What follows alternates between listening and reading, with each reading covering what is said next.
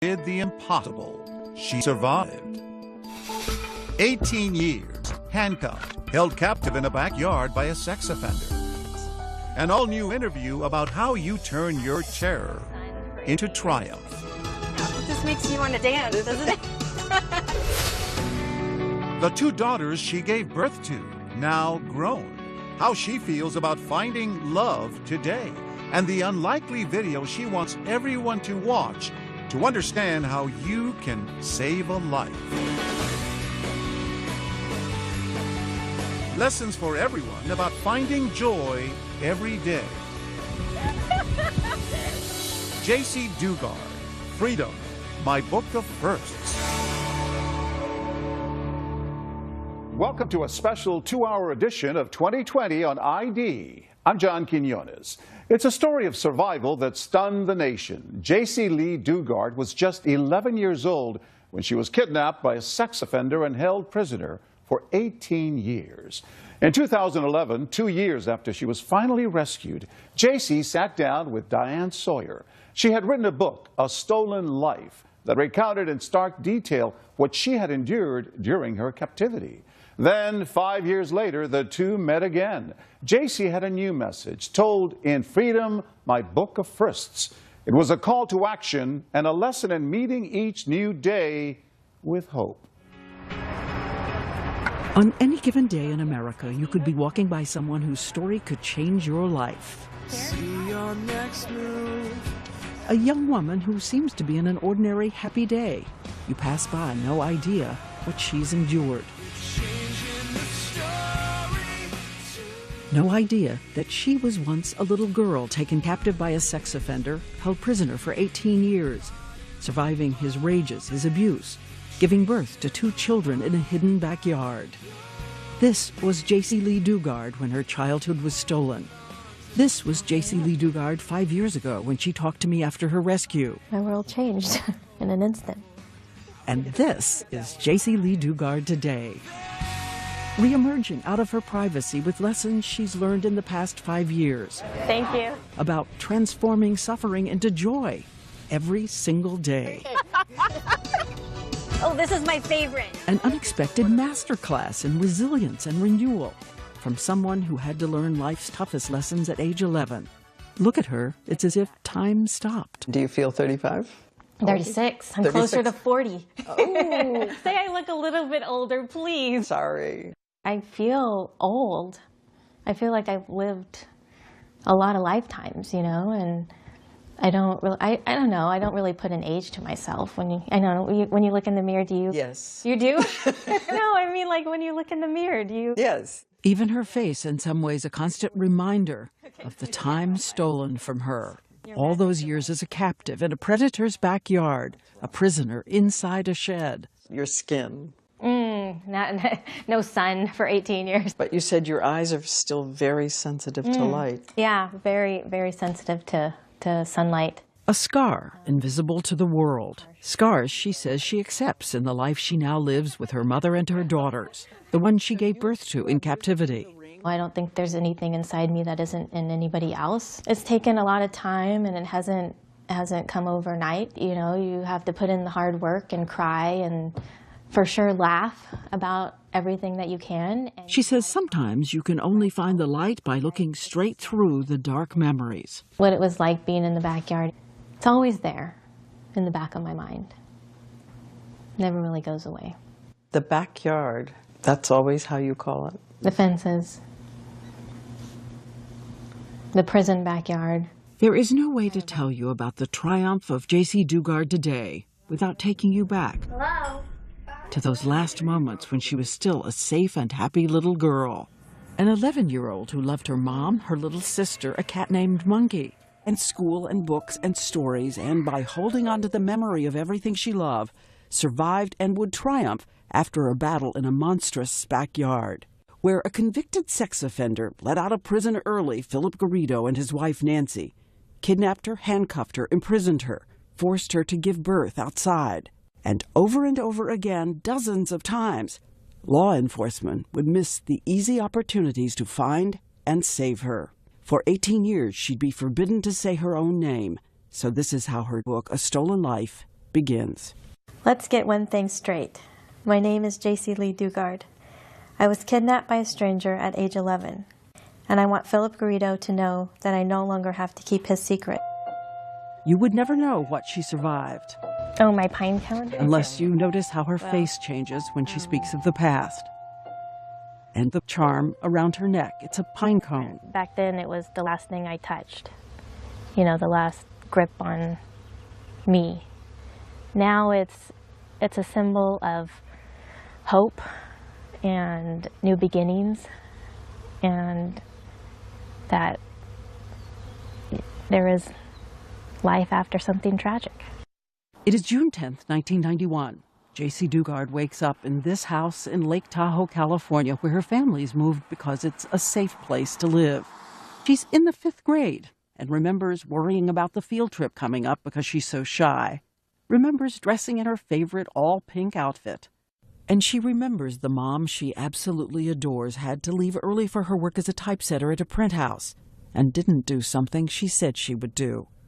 She said that she'd give me a kiss goodbye. She didn't. I wasn't mad. I just, thought I'd catch her when I got home, tell her, you got to give me a kiss next time, She also remembers there was something she had wanted to ask her mom. I wanted to ask my mom if I could shave for the field trip. Shave your legs? Yeah. Big question Didn't want to be for her. embarrassed. Yeah. Didn't want to be embarrassed. So that was the big question on my mind. She walks up the hill from the house to catch the school bus, the way her mother taught her, looking out for traffic. Walked up the side of the hill. That was the safe way to go against traffic. And halfway up, I thought, oh, somebody's looking for directions. A gray car pulls up. A man rolls down the window. And his hand shoots out, and I just feel numb. My whole body is tingly. I don't know what it's from. I fall back in the bushes. She had been paralyzed by a stun gun. I lost control of my bladder. I wasn't even embarrassed. No time to be embarrassed. On the ground, she feels something with sharp edges. That pine cone. The last thing she touches before she comes to, face down on the floor in the back seat of a car. I remember my throat felt very dry and scratchy and like I had been screaming, but I don't remember screaming. The man behind the wheel is that convicted sex offender, and holding her down on the floor in the back is his wife, Nancy. The district attorney believes Nancy scouted the little girl for her husband as a prize. Did they say anything? Did you hear anything? No, not at first. After we were driving for a while, I heard the driver say, "I can't believe we got away with it." And he started laughing. I think I blacked out again or something. It was like the most horrible moment of your life, times 10. 120 miles later, this is where the car stops, a house on a neighborhood street. Garrido tells her to be quiet. I said, I think it's probably one of the only things I said was, my family doesn't have a lot of money, they can't pay the ransom. That's what I kidnap as ransom, right? Yeah. No. Not always. He is 40 years old, 6 feet 4 inches tall, 196 pounds. She is 11, 4 feet 6, 80 pounds. He takes away the pink clothes she dressed in that morning. The only thing she has left is a little ring shaped like a butterfly. She will hide from him for 18 years. There was a pallet on the floor, and then he said he'd be back later. And he shut the studio or the soundproof door, and then the other door with the lock. You heard Remember that lock? Yeah. I can still hear it consciously, or when I'm awake. Just some sounds and smells, and this don't leave you. He warns her there are dogs outside, Dobermans. They'll attack if she tries to escape. She notices there's one window covered with bars and a towel. He leaves. At one point, you write, you get up and you take your teeth and you pull a towel off. I wanted to see where I was. Yeah. I couldn't use my hands. And there was just weeds and some kind of fence. Naked, arms in handcuffs behind her back, she drifts in and out of sleep. crying? I didn't really want to because then you can't wipe them away. You know, then you get all sticky and, you know, I mean, that sounds awful, but, you know, I tried not to cry because I couldn't wipe them away or, you know, and then they get itchy. And She made a note to remember the sound of the train so it would help her mother find her. then later it was just listening to lawnmowers and airplanes, anything for human contact, I guess. I was so lonely. I felt so alone. And 120 miles away in those first hours, a mother who loves her daughter and will never give up is already on television making a plea. It's pretty, young, innocent child. Friends have been searching all day and evening. Police started searching the neighborhood. Police set up a roadblock and go door to door. Her classmates are out in the streets holding up signs. And it's time that she comes home. But all alone, on that first night, Jaycee Dugard decides to cling to something that will sustain her.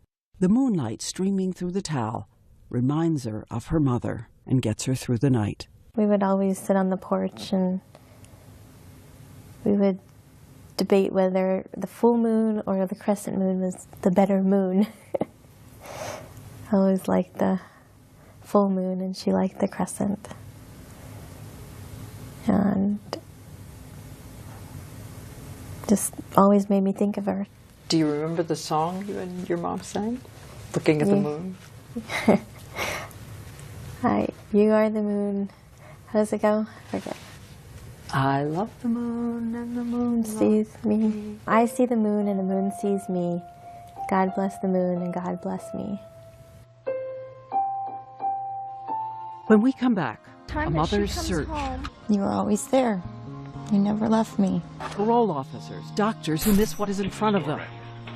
And the story Jaycee Dugard will tell for all the victims of sex abuse. A story she says is his shame, not hers. Stare it down until it can't scare you anymore.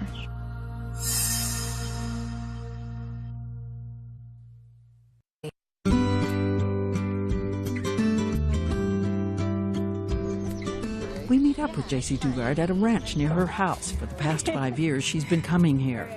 It's a kind of unexpected training ground for building independence. There's a riot of animals of all kinds. And then down here is the barn. There are even miniature horses. Good girl. Aurora is a speed freak.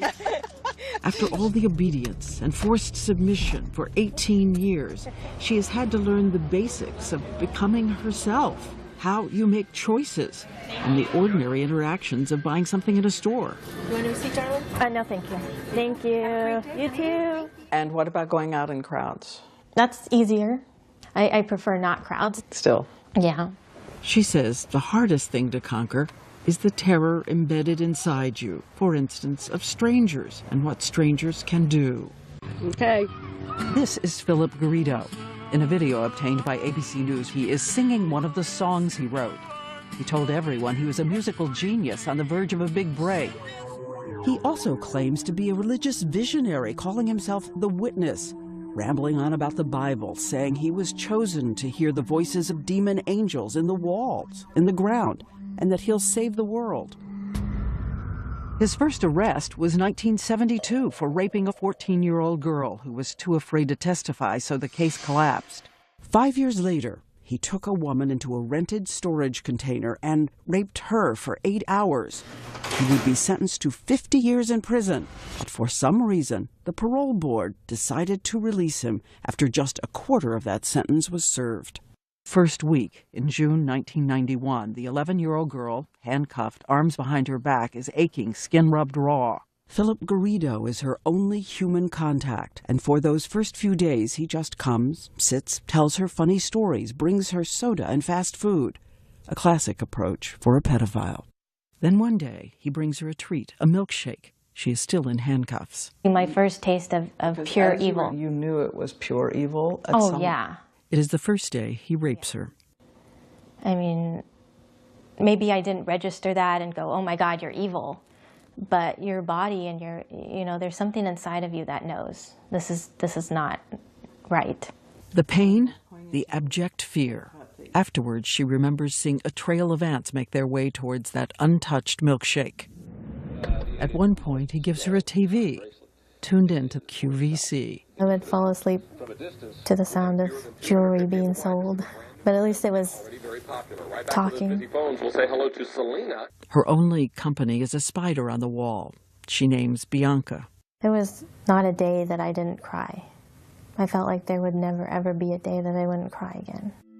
Garrido threatened to sell her to other people, so she would promise to do more for him. And then, a month and a half after the first rape, he moved her to a new shed and put the stun gun out on the table where she could see it. He told her demon angels, voices in his head, had revealed that she was supposed to help him with his sexual problems. And that you were saving other little girls. Yeah. Yeah, how stupid is that? He cuts out pornography, dresses her up in makeup, mascara, tight dresses. Snatching a little girl and then making her dress up, you know, it's all about control for him, for these other freaks that do this. She has written how he smoked methamphetamine and began the 24-hour marathons of sexual abuse. I remember one night when he dressed me up. She remembers looking in the mirror. All I saw was a frightened girl who I didn't even recognize, with mascara running down her cheeks and the saddest face I had ever glimpsed staring back at me. She's afraid what he'll do if he sees her tears. I did not want to provoke the sleeping dragon. Are there things from the backyard that you still can't confront, that you have not written, that you have not even allowed yourself to say? No, I've let it all out, because you can't keep that kind of stuff inside. It is not her shame. Those things happen to her. They're not who she is. This is Jaycee Dugard's therapist, Dr. Rebecca Bailey, who says you have to stare fear in the face until it cannot hurt you anymore. She wrote again about the sexual abuse. Did you ever feel like saying to her, don't write it anymore, don't talk about it anymore, let that go? No, because I think one of the most important things of working with survivors of abduction is allowing them to have choices in every single thing they do. So I never thought she wrote too much about it or too little. I think she wrote just what she needed to do for her. What's the most haunting memory? That lock, hearing the lock. I know I said that earlier, but for some reason that. And the bed, it was a squeaky bed. Squeaky pull-out bed. I guess the noise, the sounds. It's weird what sticks in your head, but sounds. How did you stay sane? I don't know. I was still alive. There was still hope. Still hope. I'm trying to imagine how you are coping. I'm trying to imagine. I don't know. I can imagine being beaten to death, you know, and you can imagine being kidnapped and raped, you know, so it's just, you just do what you have to do to survive. She says she is telling her story so that the thousands of other survivors of sexual abuse know that survival is your strength, not your shame. It's that T.S. Eliot quote you have in your book. Yeah, I had about hope. Thinking I have to hope in something. Hope was in the wrong place. But sometimes you just have to hold on to any kind of hope to survive. When we come back, a mother moving heaven and earth to find her child, and 7 months into Jaycee's imprisonment, In some ways, she's just as evil as Philip. a new jailer, new fears. Very twisted minds.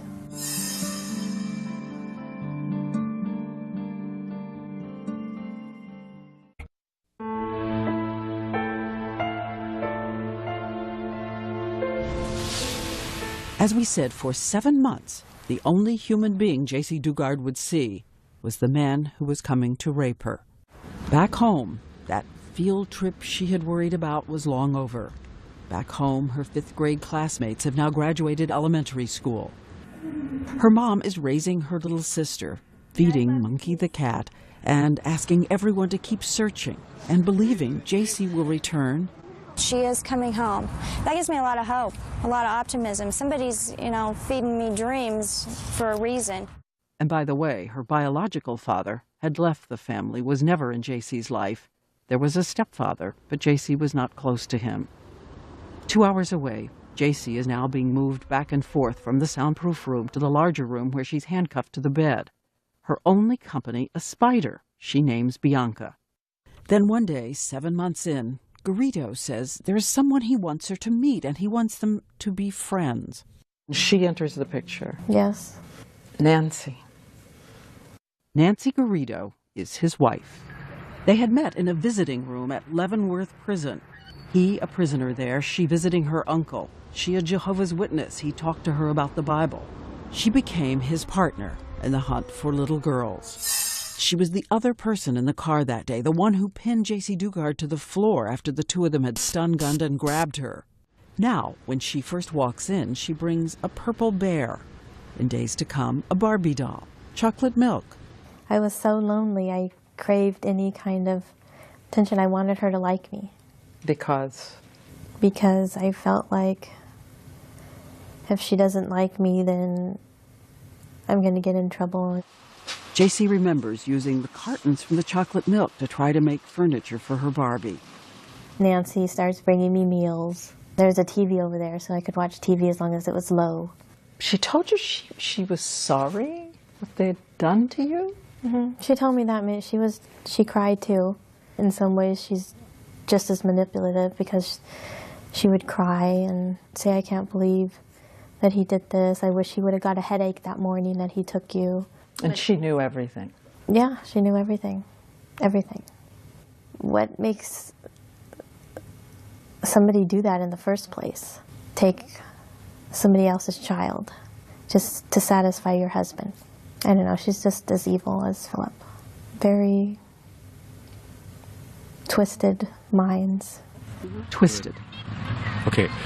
Does it say record still? Yes. Good. And remember the video of Philip Garrido playing his guitar? In fact, he is at a children's playground. His wife Nancy is holding the camera and will furtively move it off him away to gather pictures of little girls. You got me real good? Yes. I can see you really good. And don't forget, he is a convicted sex offender supposed to be monitored by law enforcement, at times even tracked by an ankle bracelet. As we said later, we will go to law enforcement and seek answers. When they are arrested, Nancy Garrido will also be charged with kidnapping and rape by force. We remember a moment from the courtroom. Philip Garrido, Nancy Garrido, in a jury box separated by their lawyers. And suddenly he looks at her and mouths the words, I love you. And like her husband, Nancy Garrido will use manipulation on their 11-year-old prisoner, alternating motherly concern with coldness and cruelty. Jealous. Very jealous of me for some reason. Like I wanted her husband to rape me. Very jealous and sick. She worked by day as an aide in a nursing home, but when Philip Garrido vanished for a month, she replaced him as jailer. A whole month. He's gone. Yeah, she said that he was on an island with a friend, but he was actually sent back to prison. Only for failing a drug test. So it's the two of you. Yeah. She would lock us in every night. She wanted to watch this scary movie called The Unborn. It was awful. It was very scary. And then she would leave in the morning and lock the door. And the two of them also worked together to use Jaycee's love of animals to manipulate the little girl, giving her kittens that would then mysteriously vanish. Well, it was Tigger, and then it was Snowy, who, I don't know what happened to her. Another kitten was named Eclipse, a girl kitten. Jaycee loved so much she asked for paper and a pen to make a little diary. She writes how grateful she was for the little kitten and how much the Garridos told her they paid for her, adding, last night I started to cry and she heard me. She came to me and sat next to me, and after that I felt a little better. She means more to me than my own life. I see her love for me. And every entry is studied with a little heart on a string, like a balloon. The little kitten Eclipse would also disappear during one of Garrido's drug-filled runs. Garrido happened to notice that his captive had signed her name, Jaycee, on that journal. I actually wrote my name, Mm-hmm. and I tore it out when he saw it. Because he said you had to. Yes, and that was the last time. The last time for 18 years she'd be allowed to write or speak her name. Losing her name and fighting to hold on to the memory of the face that is keeping her alive, her mom. I wanted to see her more than anything. And worried you'd forget. Worried I'd forget what she looked like or what she sounded like. Would she forget me? Would she want you after this?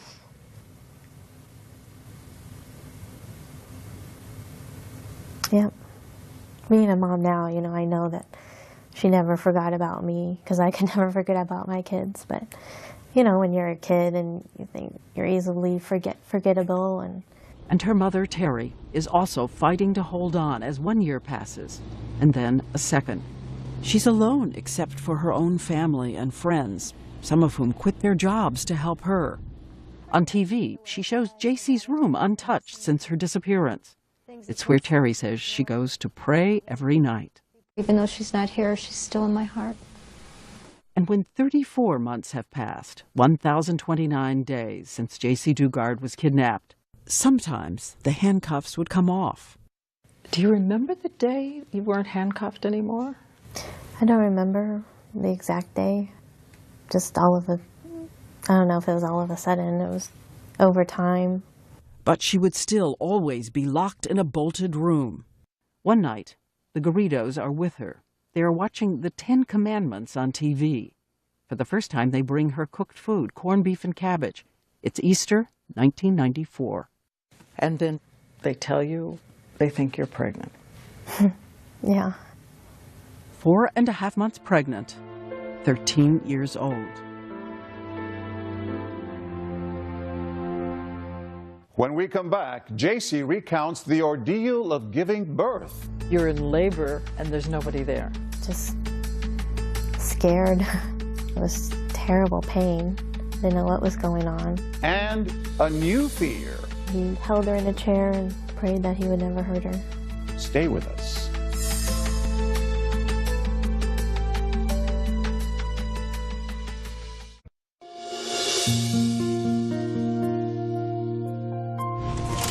Do you trust me to drive? Kind of. Take a drive with Jaycee Dugard. Happy. And somehow, everything means more. Like a room without a roof. I like that part. Me too. A room without a roof is awesome. That happiness is the truth. And then, when we're on the road, we see something that seems right out of a children's story. Oh, so hot. Oh my gosh, there's a deer. And a deer? Oh, there's a baby deer. You'll have to imagine what we saw. A mother deer like a ballerina leaping across the road into the forest. Another baby deer. And right behind her, 2 little babies joyfully vaulting into the trees. That was me and my girls. Her 2 girls born in that backyard, now all grown up and thriving. 5 years ago, she told me about being a child herself and seeing her first baby. Did you have any idea what it meant to give birth? No, I had never seen it happen. She will have no medical care. She's bewildered by what her body is doing, and the doors to the outside are bolted. No sun, no sky. She learns the link between sex and pregnancy from TV. There was this show that he would talk about a lot, Growing Up Baby or something like that. So I'd watch that, and he was watching birthing videos and just learned. And he said that he would read up on it and he would do it? Yeah. August 18th, 1994, you're how old? 14. Having a baby in a backyard. Yep, I did. She is locked in, alone, watching Dr. Quinn Medicine Woman when she feels the first sharp pain. You're in labor and there's nobody there. I didn't know I was You're in locked labor, up? but yeah, I was still, locked at that time. Just scared. It was terrible pain. I didn't know what was going on. Hadn't seen anybody all day.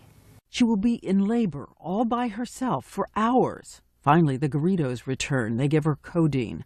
The labor continues for another 12 hours, and with a complication, the baby is still inside her. Philip Garrido uses his hand to unwrap the umbilical cord from the baby's neck.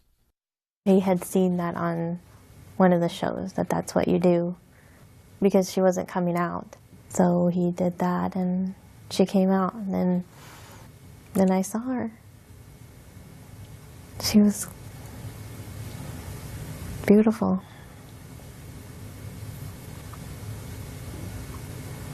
I felt like I wasn't alone anymore. I had somebody that was mine.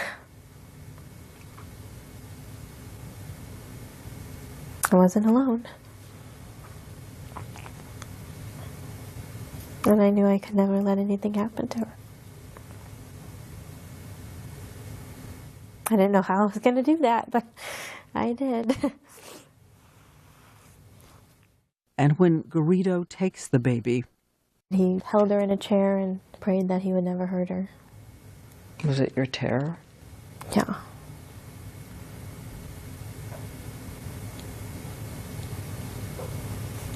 Every day. no doctors to help, no experience, no nutrition. As a 14-year-old girl breastfeeds her baby and cares for her as best she can. And impossibly, 3 years later in that same backyard, she will once again give birth, survive, and so will her second little girl. And I have a second person to love and to love me. She now has 2 children locked in a room with her. She will breastfeed a total of 6 years straight and watches TV to learn everything she can about being a good mother. Years into her ordeal, for the first time, she will be given a tiny measure of freedom. Garrido builds a fence walling off the entire backyard and places a little tent outside. And one day, she writes, she gets to walk outside for the first time in 6 years. I can feel it, she writes, the sun warm on my face. And experts who study survival say nearly all those who make it through long seasons in hell find some way to create meaning no matter the reality of their day. Amid the trash and squalor. You planted little flowers. Yeah, I like to garden. This was your garden? Yep. Even little flowers in the tent. And she hoards the children's books they gave her. She has an idea. For her girls, she'll create a little school. We had math, social studies, English, and history was the other one. And I would teach them the best I could. I only had a 5th grade education, so my math wasn't my strongest suit. In a secret act of defiance, she saves little scraps of paper and begins writing a journal she manages to hide from him. Sometimes it still sounds like a child. I would live in my own world, and I would have superpowers, like the power to heal people and animals. Sometimes she wonders if out in the world there could be a soulmate for her. The physical abuse was all I knew. But things that I saw on television were so different. And, I don't know.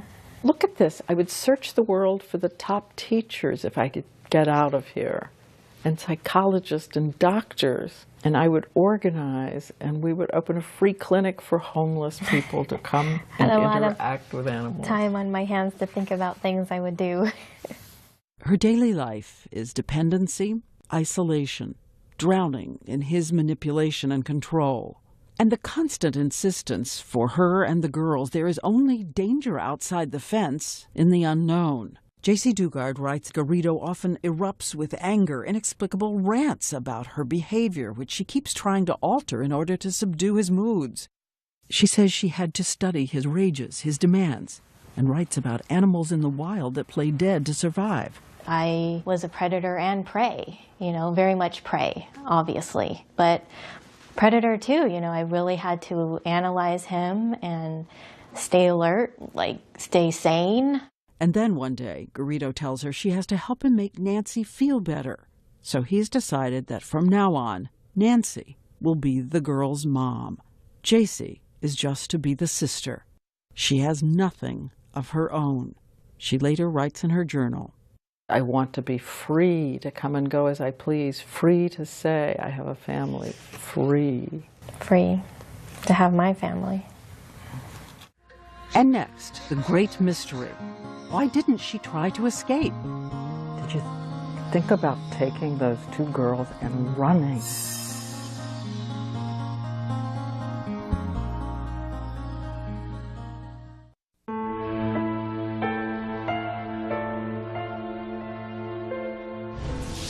For 18 years, Jaycee Dugard was held prisoner by Philip Garrido and his wife. But as you're about to see, sometimes she was hiding in plain sight. And after her release, questions would linger. Why had authorities not found Jaycee? And why was she unable to help herself? Once again, here's Diane Sawyer. Why is this door blocked?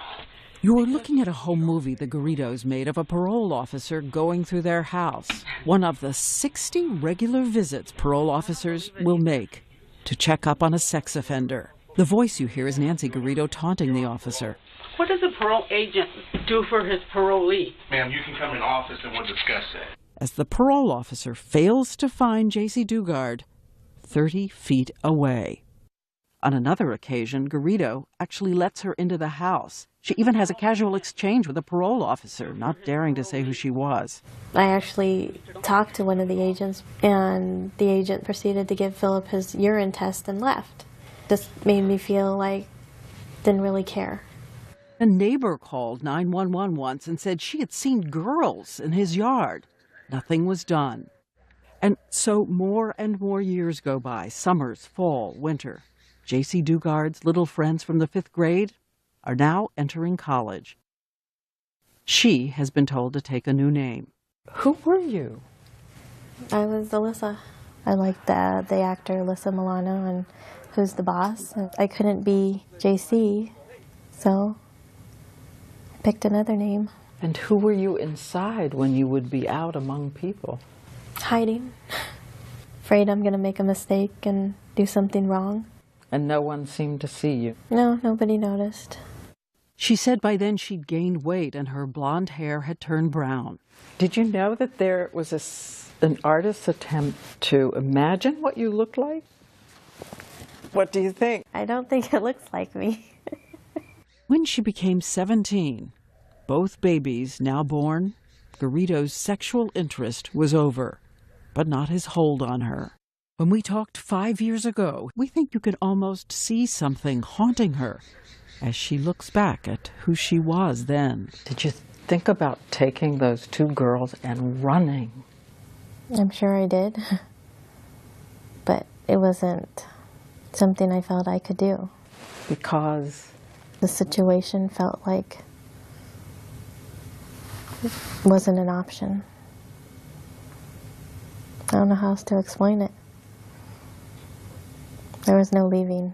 What would it have taken for you to believe you could leave? I've asked myself that question many times. The mind manipulation, plus the physical abuse I suffered in the beginning. There was no leaving. Maybe if one of the girls were being hurt. And everyone who thinks that maternal impulse would just scoop them up to run doesn't... They were safe. I was being told that the outside world was dangerous. I couldn't ironically enough, filled with rapists and yes, pedophiles. and pedophiles. I couldn't protect them out there. It's like what I knew was safe, the unknown that was out there was terrifying, especially when thinking about the girls. Garrido had built fences around her so much higher than the ones we can see. And even when she's in her 20s, Garrido has started a printing business and she's designing cards and invitations on a computer with internet. Her mother is on her mind, but her hands are still unable to move. He said that the computer keeps track of all that stuff and he could see that. A couple of clicks. A couple of clicks. But you never... I never did it. Something always held me back. It was like I still had those handcuffs on. Which brings us to one of the great mysteries of human behavior. What was the psychological stun gun that paralyzed her action, even when the doors were unlocked? Classic. Classic. Manipulation, being responsible for everything from time to food to human companionship. And you see it over and over again. You do see it over and over again. Her therapist, Dr. Rebecca Bailey, says what happened is a kind of coping and adaptive helplessness. It comes with years of abuse, when emotional handcuffs become stronger than tangible ones, when wielded by an expert predator. Which is why Jaycee Dugard says she's on a kind of mission today to change the way we talk about victims. She's even been invited to speak at Yale and Harvard and Mass General. Hi, everyone. My name is Jaycee Dugard. Reminding everyone what terror does to you and how many children never make it back alive. She's outraged by a phrase used often in this country. She says the phrase implies that children cracked by terror and abuse become affectionate toward their captors. The term is Stockholm Syndrome. Is it Stockholm Syndrome? Stockholm Syndrome. Stockholm Syndrome, which means she developed a bond with her abductor. Bond gets deeper the longer the person's held in captivity. Stockholm Syndrome was first used in the 1970s in Sweden to describe a connection hostages formed with bank robbers there. Why do you hate the phrase Stockholm Syndrome so much? Well, it's degrading. Having my family believe that I was in love with this captor and wanted to stay with him. I mean, that is so far from the truth that it makes me want to throw up. You know, it's disgusting. I adapted to survive my circumstances. There's just no other way to put it. What was he to you? He was always my captor, you know. I never forgot that. Never forgot that. But even as Jaycee Dugard was drowning in the undertow of Philip Garrida's paranoia and control, she managed to cling so fiercely to her fading memories of mother, love, and hope. And look again at her secret journals, where she makes a little list of dreams for the future. First thing on the list. See my mom. See my mom.